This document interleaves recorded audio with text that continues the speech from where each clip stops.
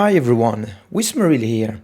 Today I want to showcase what in my opinion is the best starter speed farming build to farm all those materials that you're going to use to summon those unique bosses, those ubber bosses, in order to loot all your unique items. Those items are going to be used to further upgrade that build that we will be playing, and also to assemble the best sorcerer build in season 2 and maybe the best season 2 build period, the ball lightning build. This build that I'm showing you right now is a very good transition to ball lightning, because it's also a lightning build and it's gonna use the same uniques, the same glyphs, and a lot of the same stuff. So going from here to ball lightning will be super easy with that build. Now, why do I think that this build is the best speed farming build for materials and for ubber bosses? Well, because with the buffs in season 2 to both chain lightning and charged bolts in the Paragon board, we have now a very consistent lightning build that excels at single target damage and also at AoE clear. The AoE part is done with charged bolt. This spell didn't see much play in pre-season and in season 1 because there was not really a way to sustain your mana with that spell. This has been changed with the new static search Paragon legendary node that will allow you to refill 10% of your maximum mana every 4th cast of charged bolts. So this is a great addition to this build. And this new Static Surge legendary node further buffs Chain Lightning that honestly didn't really need it because it was a mana positive spell anyway, but it makes it even better. And Chain Lightning is really a super strong single target damage, especially when it comes to damaging a boss. Why? Because it doesn't need crowd control, it doesn't need to stagger a boss to get its multiplier. Its multiplier is gotten from your Chain Lightning bouncing around between you and the boss in a single target damage scenario. So really with this build, you're getting both, like the best of both worlds, if I may say. You have a very good single target damage spell and an excellent AoE clear damage spell. So, and like I said, transitioning from this build here to ball lightning will be super easy. You're going to level up the same glyphs, you're gonna have more or less the same legendaries here and there, and the skill tree is gonna be very similar between one to the other version. Now, why do I call that a starter build? It's a starter build because this build doesn't rely on any specific legendary power. You can assemble it right at the get-go. On a naked character, all you need to do is to farm a few dungeons, normal dungeons, that will yield some legendary aspects that we're going to imprint on our gear. This is why, straight at the beginning, whether you are already level 100 or not, if you're not level 100, I do recommend to check my video showing you the best possible and fastest possible way to reach level 100 with the Ice Shard build. And once you have reached level 100, you can assemble this one really easily and look at the damage. This is a tier, 49 key. Yet we're just demolishing everything, and on those runs my glyphs are not really leveled up. Few of them are level 15, but not all of them, and the gear I have is not crappy, but like I only have 2 best in slot affixes out of the 4 on most of the gear. So I have the utility ones that allow the build to function perfectly, but I don't have the damaging ones. And you can see that it packs a punch, especially when it will come to boss fights that we're going to see in a minute. Let me skip forward a little bit so we can see the boss fight. So the boss fight is done with Chain Lightning. There we go. We're just buffing our attack speed through a few means. And on a tier 49, like I said, on a crappy geared character, look at how fast it goes. This is just a nightmare dungeon, but expect the same results on your unique bosses, except their HP pool is a little bit larger, so it will take a little bit longer, but not by much. Excuse me. All right, let's focus on a few things. Let me just go back to the beginning. All right, let's talk gameplay. Since you have two spenders on your bar, this build is a little bit unusual. It's not your brain dead build that you're going to use when you right click everything to death. You actually have to make choices here, choices that matter. When you encounter a group of enemies, you will have to choose if you're going to use chain lightning or charged bolt. Okay? If the enemies are clumped together, just run to them and use charged bolt. If the enemies are apart from each other, that's the time you want to use chain lightning. Okay? It also depends on the mob type. I choose that map and that run for a very good reason. It has two very different sets of monsters. It has those ghosts, banshees, and ranged and melee ghosts that are something very specific. And it has those horned, half human, half beasts that mostly are melee range. Okay, so during that run, you will see me mostly using charged bolts when everything melee is clumped together. And when I have to fight those remaining banshees and ghosts, that's the time I'm going to use chain lightning. Like I said, you have the best of both worlds in this setup. That's what makes this build super good in my opinion. So let's just have a look here. If the banshees are clumped up, just use charge bolt. And here you can see enemies are ranged, I'm gonna use chain lightning. And of course, you're running your ultimate skill, unstable currents. Pop it when you feel there is a lot of density, especially elites, to clear the entire room. You are going to need your unstable currents when you're fighting the boss. It tremendously lowers the duration of the fight. So make sure you always have that up when you think you're going to reach the end of the dungeon. So that's about it for all those skills. I think now I'm going to show you another run, which is another completely extreme. This is one extreme with having both ranged and spread enemies and a few clumped up enemies. And you can see that in terms of gameplay, it is pretty smooth.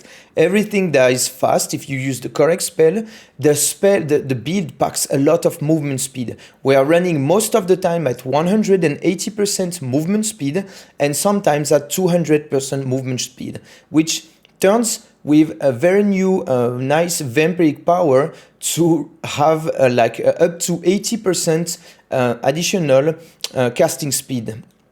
Attack speed, I mean. Okay, so this build is a well-rounded build. I really theory crafted the best possible version when pre-season 2, when I heard about all the vampiric powers, all the new changes in the patch log.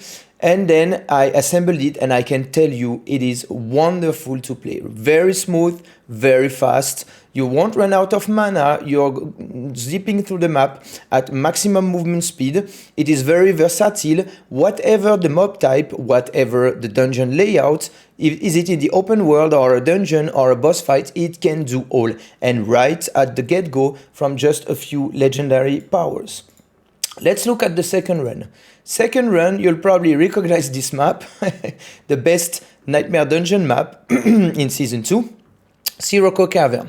Now, this map has a lot of density and a lot of small monsters that really, if you were only running chain lightning in that dungeon, you will clear it a lot slower, right? Because your chain lightning can only bounce from 5 to 9 if you have a specific legendary power enemies, and having so many tiny spiders, you will have to cast a hell lot of chain lightnings to clear the room. This is where charged bolt shines, because most of the time you're going to be using charged bolt to clear the density. See, that's what I'm doing. We are running another 49 tier 49 key, and this is going pretty smooth also.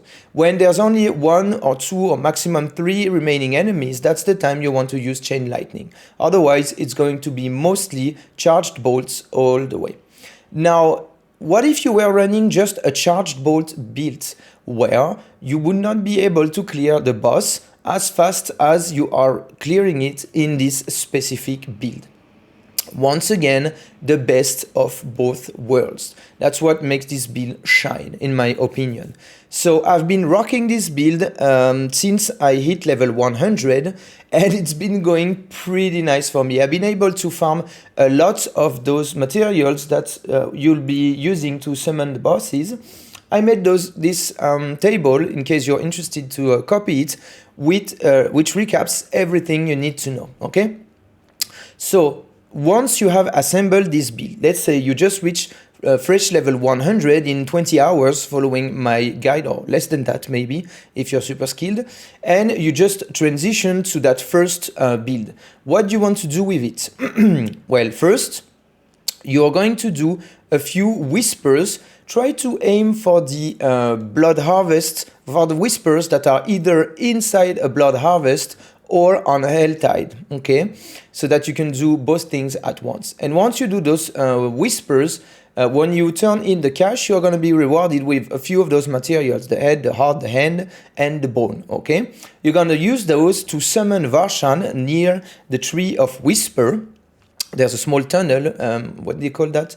Yeah, a tunnel, not a dungeon, a tunnel. And you're going to summon Varshal and kill him. Every time you kill him, or I think it's close to 100%, it will, this guy will drop you a unique.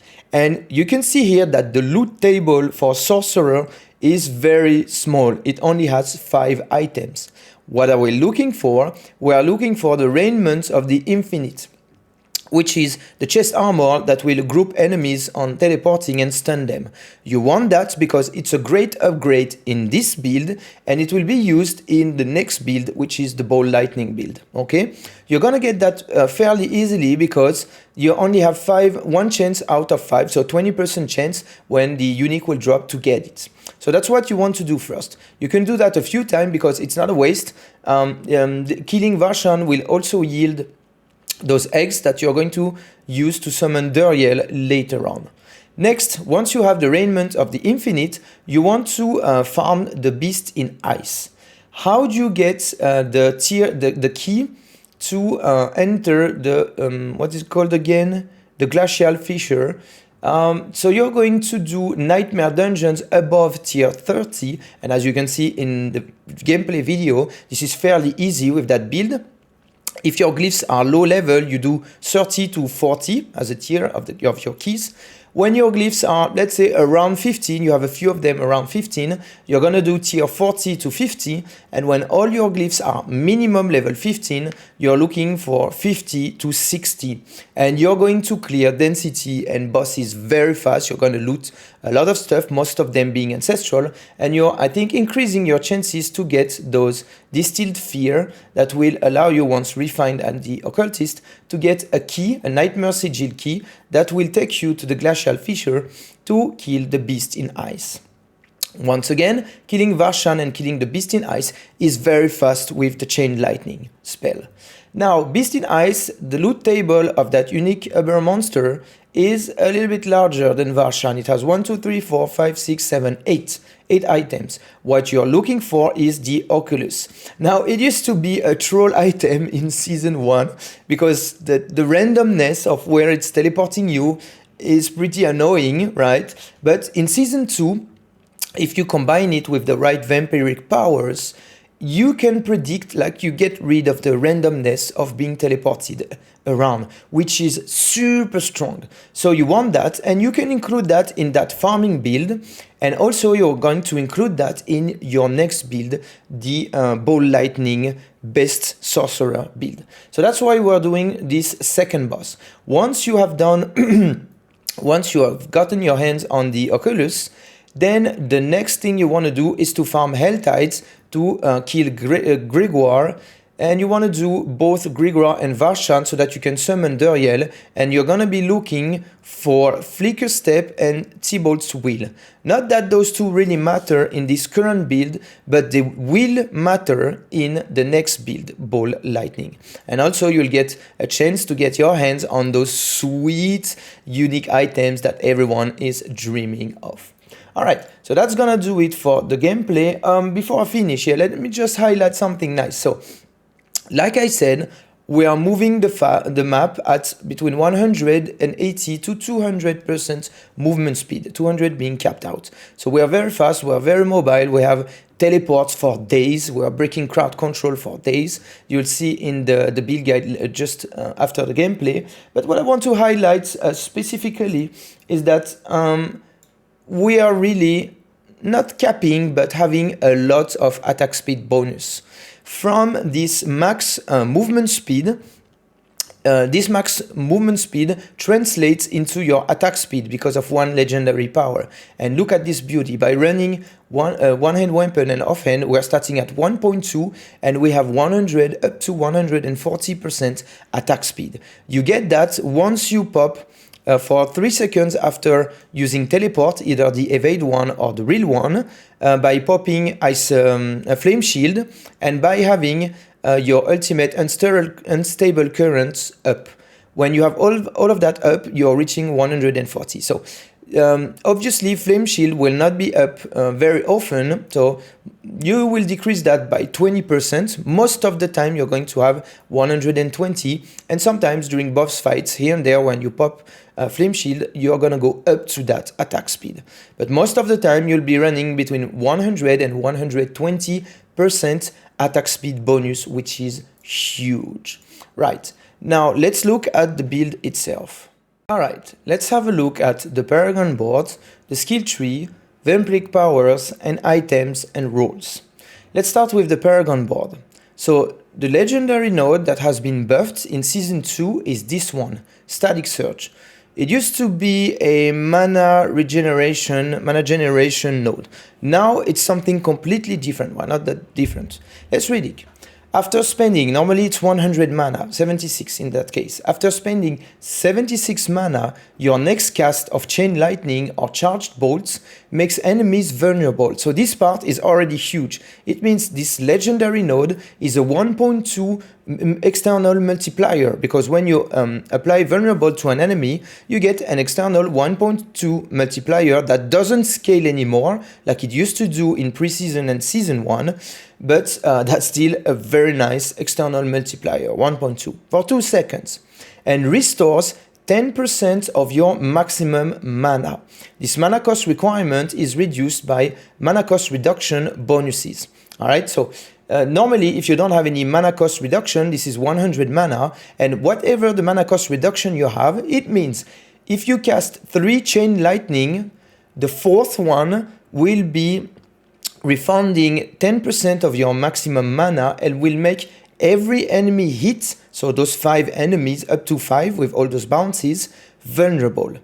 When it comes to charged bolts, when you cast 4 charged bolts, the 5th one is going to restore 10% of your maximum mana and makes all enemies vulnerable, which is huge because charged bolts with the right legendary power that pierces through will hit a lot of enemies, so it's gonna make pretty much everything you're hitting vulnerable. The uptime on the vulnerable is amazing thanks to all the attack speed we packed in this build. And the big thing with that node is the 10% restoration, 10% of your maximum mana restoration on charged bolts. Because before having that, charged bolts was very clunky to use. It was hard to use. You had to use a generator along it, and it was not nice. With this, it is super nice. So how do we make the most out of this new Static Surge legendary Paragon node? First, we're going to max out our maximum mana so that the mana restoration allows for a very smooth gameplay. On that same board over here, we have 3 nodes of maximum mana that we are going to grab. And on that board over here, which is Elemental Summoner, we are going to grab those 4 nodes. And on this one, we really want to reach the 430 willpower cap, but with this setup I have, you do reach it without needing to have willpower rolls or all stats rolls on your gear, which I always do on any of my Paragon boards anyway, because I hate to rely on equipment roles to enable things in the Paragon. Okay, so we're going to get those two utility nodes here alongside that. In the skill tree, we're going to get 3 points in devastation. We can afford to do that because we're still getting everything that really matters here. Super strong offense, super strong defense, and we have a few points to spare in devastation for an additional 9 mana. On your gear, it is very important to get maximum mana on your rings. See here, 11 out of 13, and here 8 out of 13. And on your helm, over here, 18 over 18. So this way, our maximum mana pool will be between 190 in that case, and I think it can go up to 195.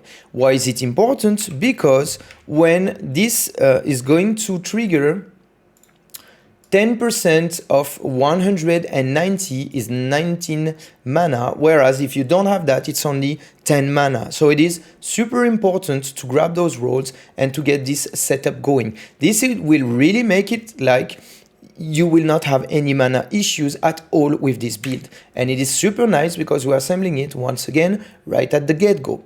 On your gloves, you want one specific role that will later be transferred to your offhand if you want to stay on that build.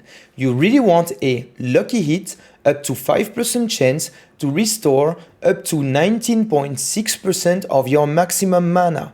Charged bolts hits a lot of enemies because we are running this legendary charged bolts pierce and deals less damage to targets beyond the first. It's going to be 60%. This one you can farm it in a dungeon. So charged bolt pierce, so it's going to hit a lot of enemies. And the lucky hit chance when unmodified, I think is 20% based on charged bolt, which is very high for a spell that hits so many targets at once.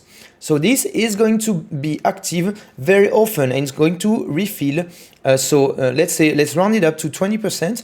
20% max primary resource is around 40, let's say 35 ballpark estimate. So this is huge, 35 mana, around 35 every time it procs. You want it later on there. We'll talk about that when we talk about weapon rolls, okay? So it is really important to get max mana and this lucky hit roll. You really need that to get the build running. And you don't need to focus so much on the offensive rolls as long as you get the vital ones, which are those ones, plus mana resource generation on your rings. See here, 8.5 and here 15.7. You're good to go. With just those 4 rolls, the build is running, okay? Let's get back to the Paragon board. So this is the only, the super important part, the utility part that will get the build running. The rest is only offense and defense, and it is the best setup you can have on the Paragon. I theory crafted many versions of this build, and this one is the best one, okay? So on a 44 dexterity board, we are getting territorial. It's giving us damage reduction and additive damage. Okay, we're optimizing this board with this glyph. On a 49 dexterity board, we are getting Destruction, which has been buffed. It's now the best additive glyph in the whole game. So we want this on our best dexterity board, and in this case, it's Ceaseless Conduit.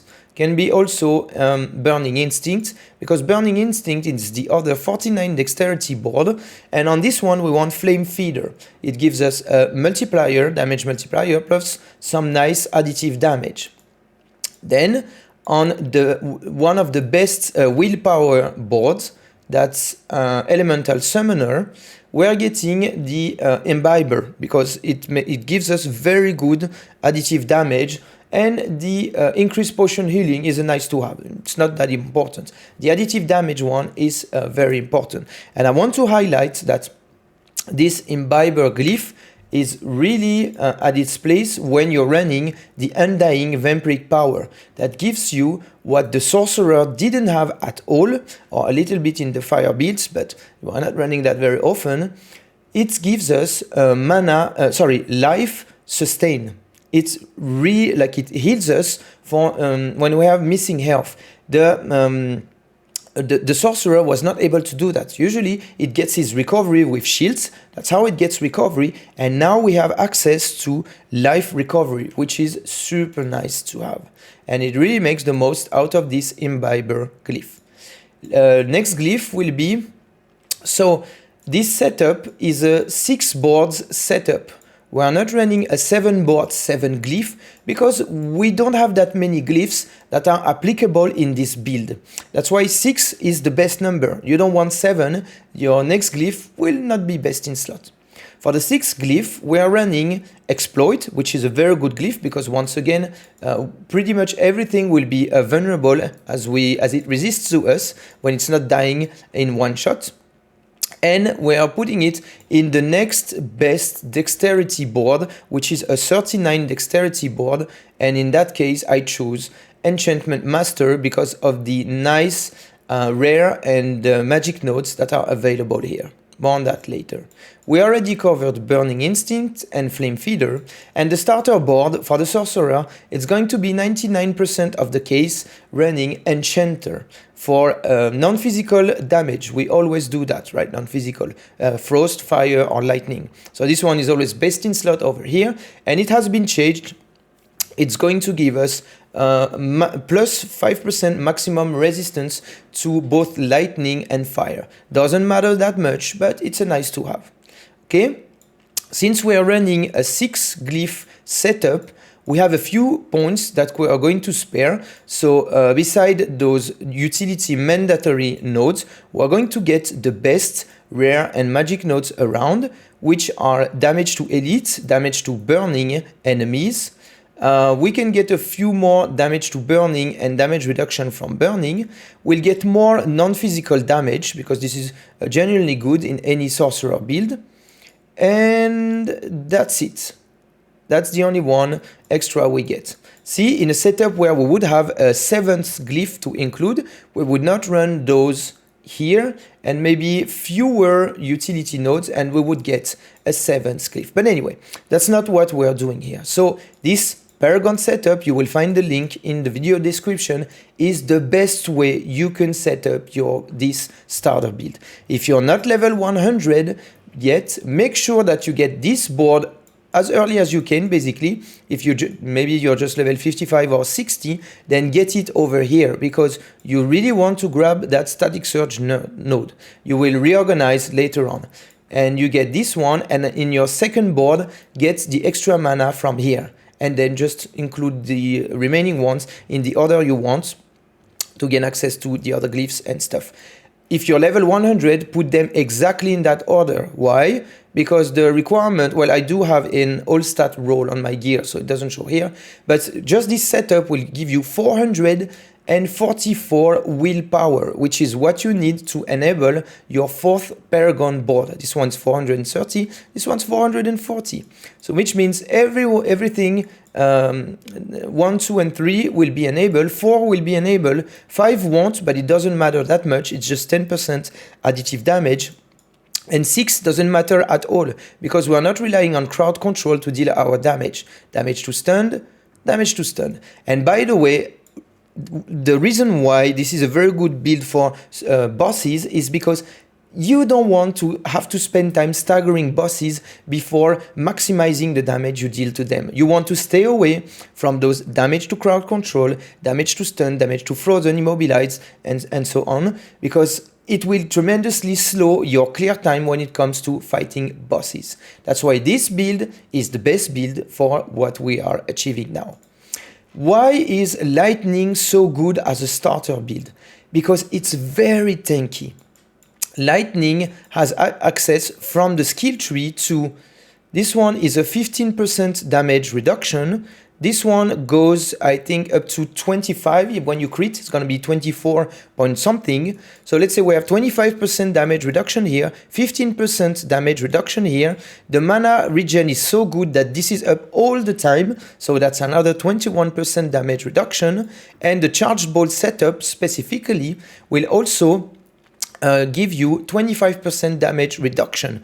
This build is very tanky. You cannot die running this build. Even if you're, let's say, running a 50 to 60 Nightmare Dungeon or you're fighting those bosses, you are not going to die, I promise. It is very, very tanky.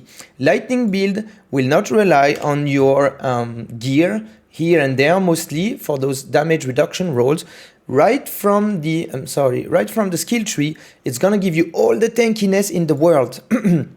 And this node over here, the protection one, we are going to be spamming a lot of spells. We are running teleport as our enchantment, so this comes up very, very, very often. Especially, you do need this prefix roll on your boots, which says attacks reduce evades cooldown by 1.2 seconds, and you're attacking so fast at 100 and 120, 140, up to that attack speed, that this protection node, you're going to be spamming teleport for another 30% damage reduction, and a barrier which is going to refresh itself and give you sustain. You should not die when running this build, trust me, it is very, very tanky, lots of recovery too. We're even running the important warding for additional all resistant plus maximum resistance to lightning, and it can be also from ice, frost I mean, and fire, but those ones will not be kept out. But you, trust me, lightning is not going to be an issue as an elemental damage affix. Okay, that's for the defense. Now onto the offense. Of course, we're running Firebolt enchantment, you know the song, because we want this fire synergy for this damage multiplier over here. They are going to be burning, and we're going to be near 100% critical strike chance, so we're going to be critting all the time, so that's a damage multiplier, okay? So actually you can put both points here if you want. It's just I like to have those two because sometimes I swap enchantments on the go. Anyway, you want 5 points on both skills, Chain Lightning and Charge Bolts. Chain Lightning, in order to be a very good single target spell, you really want to get that node over here, which is going to give it a multiplier per bounce. So up to 25% multiplier just by bouncing around. We're going to be full mana all the time. Well, we're going to be a lot more than 50 mana all the time. So both those skills are going to benefit from a 9% damage multiplier. We're getting the 18% damage multiplier, the 9% more damage, we don't care at all. We are so tanky, remember. It doesn't matter at all. You get the usual suspects here, right? Teleport reducing damage, flame shield, the movement speed is huge in this build, I will tell you why in a second, and the health recovery. And what's new in the lightning build is now we can take mystical ice armor because enemies are vulnerable, so that's even more sustained. This gives a base 30% max life, and it gets a huge, we deal a lot of damage, so 10% of the damage dealt to vulnerable is gonna be added as recovery to our shield. This is why the second reason why we're not dying. Generally, toughness is achieved through armor, damage reduction, and max health, and recovery further multiplies this toughness, because if it's hard to take you down, it's even a lot harder when you're recovering life and barriers, right? Anyway. Of course, we're going to want to reset those. We have decent lucky hit chance and very high critical strike chance. So we're going to reset that. Toughness, super big. Multiplier. We're using unstable current. It doesn't have the highest uptime in the world because we're not running overflowing energy. But the 25% attack speed is nice. Just pop it when the room is filled with elites or when you're fighting the boss. This is not a build where you're going to have 100% uptime on unstable current. In the next build, the ball lightning one, you're going to have that. And we're going to be running the overflowing energy. We do run the 20% cooldown reduction on our ultimate though. So it has a decent uptime, but not as much as the ball lightning counterparts. And we're running VR Mastery because that's a damage multiplier as well as a damage reduction multiplier, which is very nice. We don't want to run overflowing energy because that's not the build for it. Charged bolts doesn't generate any crackling energy, so that's not the build for it. Chain lightning could, but you would lose on single target damage. Therefore, your boss fights are going to be a lot longer, and we don't want that. So the best key passive best in slot is Vier's mastery for that build. Don't worry, we're going to switch to overflowing energy when we get those GG uniques and assemble the ball lightning build. So to summarize this, best offense, best utility, best defense. Just by being level 100 or close to, you're gonna have that. You don't need anything, just levels, that's all. On to the roles and gear. Okay. For this build to be the best starter build ever, we are only using legendary aspects that can be found in dungeons. And you only need a few roles that are mandatory, such as max mana, resource generation, and lucky hit chance to give you primary resource. That's all you need. You want those roles here. And you also want mana cost reduction here and there. It's not really easy to achieve it here. We'll see why in a second. So you just want those vital roles on your gear, and that's it. Just forget about the rest. You're already tanky. You already do too much damage. You just want your mana to be flowing and you're good to go. On to the legendary aspects. We want the Snow Veiled. Casting Ice Armor makes you unstoppable and grants you 30% increased armor for 3 seconds. Unstoppable gives you the... you can open any key. Any key that has those pesky ranged enemies slow you down for 50% movement speed, or any affix that will freeze, stun, knock you down, knock you up, knock you wherever. You don't care. The only affix you care on a key is the fourth one. It should not say lightning damage is reduced by 40%, critical or monsters build critical strike damage reduction or protection, something like that. Those are the 2 affixes on keys you don't want. The rest, you don't care. You want to be speed farming, so this will allow you to do that. You have crowd control immunity for days with teleport, flame shield, and ice armor. And not being slowed down is very, very valuable when it comes to speed farming those materials and speed farming those upper bosses. Quick word though, when you're running teleport as an evade, it will not give you unstoppable. All right, this is not how it works. You only have unstoppable from those 3. So that's why you are getting this one. This one can be found in a dungeon in Hawazar. Next, we're gonna get the Protector Legendary. This one is found from a dungeon in Fracture Peaks. You have a lot of synergies with your barrier, and this one, every time you encounter an elite, gives you a barrier. You have a lot of damage reduction from your skill tree and a little bit from your Paragon glyphs, the territorial one, that is. So you just need barriers to soak up the damage, and that's about it. And once you get the grouping unique items, what is it called again? The Raiment of the Infinite, get rid of that, because yeah, you don't. This is a nice to have, that barrier, but it's not mandatory in that build. So once you get Raiment of the Infinite, get it there. Okay. Next, the gloves. Oh, this one's very important. Piercing Static. This dungeon, I don't remember where it is. I think it is in Skosklen. Charged Ball Pierce and deals 60% less damage to targets hits after the first. You have the damage, you don't care about the 60 damage reduction, but you do want Charged Ball to pierce so that it really is your AoE spell of choice. Next, Disobedience. Don't need to introduce that one, it's in Kyrgyzstan, and it's going to, like the sum of all those armor multipliers will add up and then multiply your overall armor for damage reduction from physical damage. You want that, this is needed. Next one, oh, I like this one. The Bounding Conduit. Gain 25% movement speed for 3 seconds after teleporting.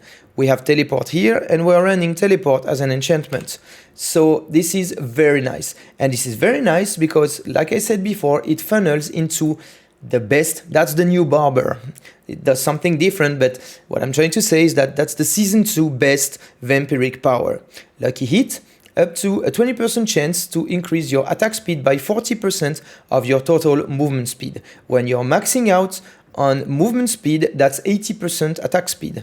By default here, with just my movement speed rolls on boots and amulets, that's already nearly 60%. That's pretty good. It goes up to 70 most of the time, and it will go up to 80 once you pop flame shield on top of teleport. So pretty good stuff. This one's best in slot. You do want that legendary. This one is in Skosglen, if I remember correctly. No, maybe I'm wrong. This one is in Dry Steppes or Kyrgyzstan, on the far west of the map. Next, the Elementalist, where we our mana is not a problem, so every time we are going to fire Chain Lightning and Charged Bolts, we are going to benefit from 30% increased critical strike chance, and it can go all the way up to 60. And when you run this build, what you want to do is try to find... it's going to be hard to empty my mana bar. Come on. Yeah, there we go. You want to know where your 100 mana there limit is. For me, the mana bar... anything below, if you trace a straight line from the top of the teleport icon there, that's my 100 mana threshold. Okay? Anything under, I'm not triggering this. Anything above, that's the sweet spot you want to be in. So that's Elementalist. Next one is the recharging band. I have a 2, but 1.5 works perfectly fine. This is gonna give you mana once Chain Lightning bounce. This allows you to spam the hell out of Chain Lightning on single target and still be within those 100 to 190 maximum mana. You're never gonna run out of mana with Chain Lightning. You're never gonna run out of Charge Bolt thanks to this roll here of Lucky Hit Chance to restore 20%, up to 20% primary resource. Next one, Prodigy's Loop. This one is farmed in Hawazar. Using a cooldown restores 15 mana. This is just to make sure, you know, Lucky Hit is random by nature, so sometimes you might drop a little bit under 100 mana, and this will ensure that you're always topped off, because you're going to rotate those spells to travel the map as fast as possible anyway. For the remaining two, over here you want the Storm Swell. This one you have to clear a stronghold to get access to the dungeon that's gonna give you this legendary power. That's a 21% damage multiplier. Sweet. Last one, that's the Edge Master. Actually, you should put this one on your weapon and this one on your offhand. I will explain why in a second. You gain up to 10% external damage multiplier when you're full mana. Like I said, mana is not an issue, so this one's best in slot. You want to put them the other way around, because when you're going to be farming the ice ubber boss, when he's going to drop you the Oculus, you want to equip the Oculus so you get rid of the Edge Master and you only keep the Storm Swell, which is going to be on your offhand. Okay, so that's it. That's how you assemble that right from the get-go on a nearly naked character and start rocking. You're going to farm those materials super fast and you're going to melt those bosses. Now, you can do 2 upgrades that I really recommend to do.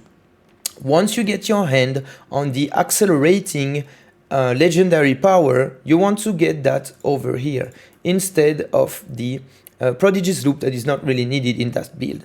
You want increased attack speed. It will help a lot to take down bosses very, very fast. Once again, really look for max mana resource generation rings. So you want this one. The next one you want is, if you don't have the Oculus, Edge Master is nice, but it's the lowest multiplier of all. So you can easily replace it by the conceded one for a 25 up to 25% external damage multiplier instead of 10%. And that's how you're going to rock that build. Once you get those 2 first uniques, add them to the mix, and you're going to change one Vampiric power. I will explain that in a minute. So that's it. Now let's talk about the rolls.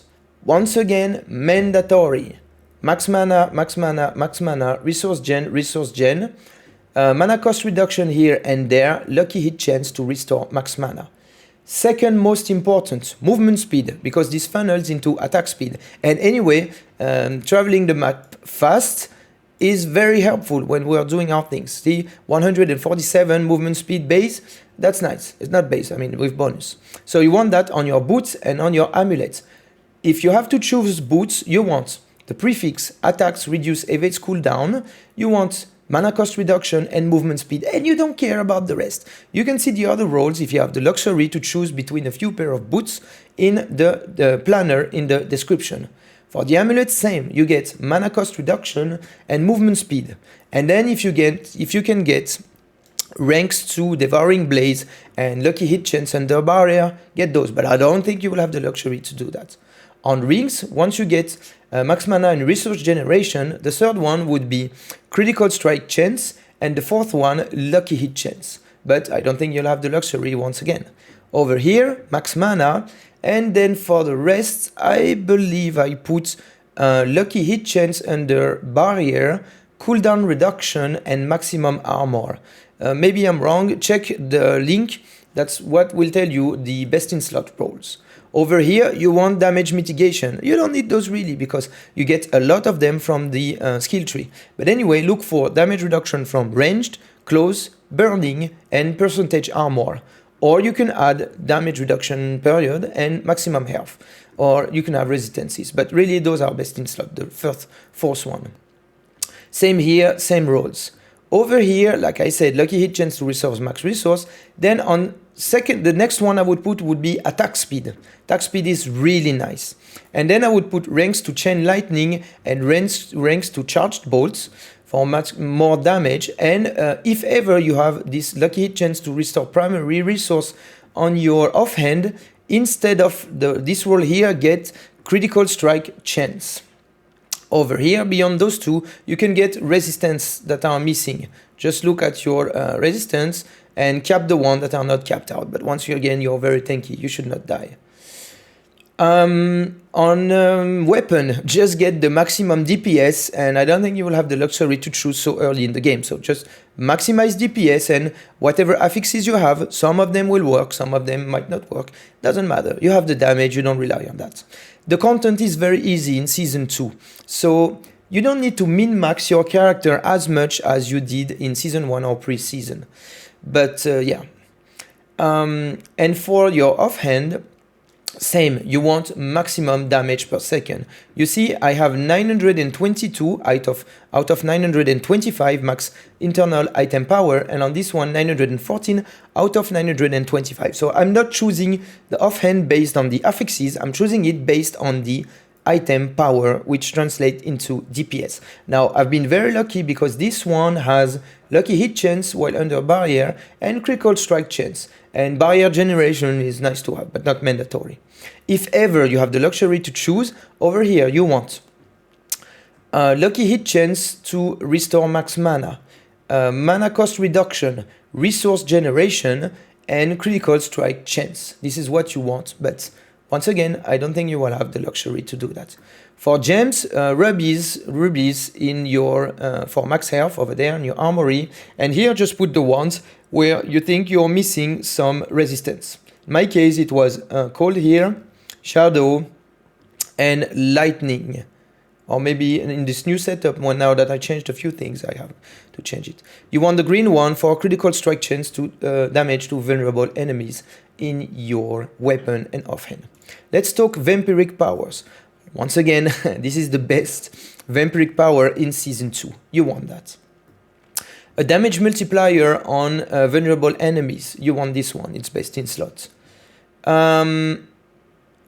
Surprisingly, this one deals a lot of damage because chain lightning on single target is gonna hit the boss 3 times. It's gonna bounce 2 times on you, I believe, and 3 times on the boss. So every 3 casts of chain lightning, you're gonna have 70% poison damage. We do scale poison damage, not as much as our 2 spenders, but quite far. So this one is going to deal decent damage, noticeable damage, and this is mostly for single target damage. This will tremendously help how fast you're clearing out bosses. You want a cooldown reduction on your ultimate, and you want this sweet sustain, health sustain. This is best in slot in my opinion. There's nothing else better than that. Let me know in the comments if you think something's better, but you do need those 4. For the 5th one, you have a little bit of choice that you can have.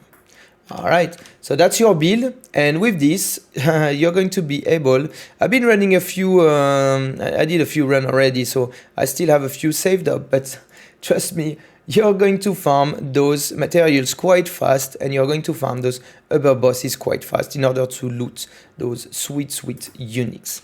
Alright guys, from this build, it will be super easy to transition to ball lightning, because we're going to keep the same glyphs. We're just going to add another one, the adept one, that you want to level next on a 7th board, and this next build is going to rock. We're going to have 1, 2, 3, 4, 5 uniques and only 4 legendary nodes, maxed out on damage, maxed out on utility, speed. This next build does it all. And in order to achieve this next build, assemble this one. Anyway, this was Wismeril signing off. I hope you're having a blast in Season 2. There's a ton more build guides coming, because after Ball Lightning, I'm looking to show you a very nice Conjuration build, then a very nice Dot build, then a super fun and strong and synergistic basic attack or basic spell build, because this has been buffed in Season 2 also. And after those builds, we'll be doing any possible spender on the Sorcerer class. You name it, I will run it. I will even do Incinerate and check if it's not a meme build anymore. Anyway, so we'll do Fireball, well, we'll do Ice Shard and Frozen Orb. Those two have been covered. I will have covered this one and that one. We'll do a Meteor, and possibly we're looking into a Blizzard build. So subscribe to the channel, stay tuned, there's a lot more coming. I'll see you in the next videos.